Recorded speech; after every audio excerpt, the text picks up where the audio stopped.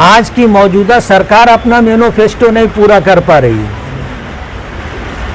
आज की जो मौजूदा सरकार है, सत्ता में है, वो अपना मैनिफेस्टो नहीं पूरा कर पा रही है। जिसके पास सब कुछ है, वसाइल है, ज़राए हैं, हम तो सत्ता में भी नहीं।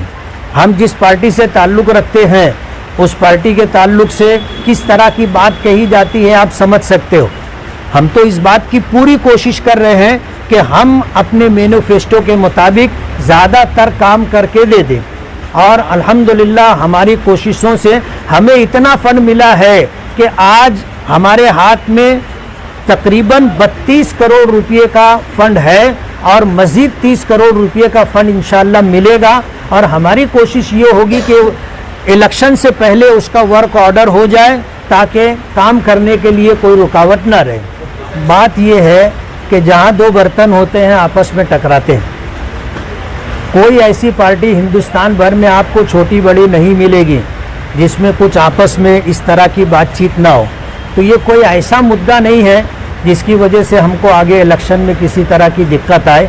हमारी बातचीत चल रही है और इंशाअल्लाह कोई उसका मुस्बत हल निकल आएगा। हमारी एक प्राइमरी मीटिंग हुई है, और 4 बजे का जो हवाला दिया जा रहा है वो गलत भी नहीं है। जुमा के दिन 4 बजे हम लोग बैठे थे, और हम लोगों ने बैठ करके आपस में बातचीत की है। कुछ चीज़ें ऐसी हैं जिस पर बात करना बाकी है। इंशाअल्लाह हम आने वाले दिनों में बैठेंगे और उसका कोई ना कोई हल निकाल लेंगे। अल्लाह का बहुत बड़ा एहसान है, मैंने कभी बीजेपी को वोट नहीं दिया, और वोट देना ये एक खुफिया मतदान होता है। वोट देने वाले को पता होता है कि उसने किसको वोट दिया। अब जिन लोगों का वोट देने से कोई ताल्लुक़ नहीं है, आज वो इस तरह का इल्ज़ाम लगा रहे हैं। पीछे हमने जो है कांग्रेस को वोट दिया था तो भी बोल रहे थे कि बीजेपी को वोट दिया है। तो ये तो सियासी मुखालफत में चलता रहता है, कोई नई बात नहीं। हमारा 10 साल का एग्रीमेंट हुआ है, और मेरे पास जो है वो सारे पेपर हैं। बुलंद इकबाल मरहूम, अल्लाह उसकी मग़फ़िरत फरमाए, मेरे और उसके दरमियान ये एग्रीमेंट था, और 10 साल का था। उसी बुनियाद पर हमने इनकी दो सीटें हमारे पक्के एरिए से चुनवा करके हमने दी थी। वो उसी एग्रीमेंट का एक हिस्सा था कि ये 2 सीट आप चुनवा करके दो।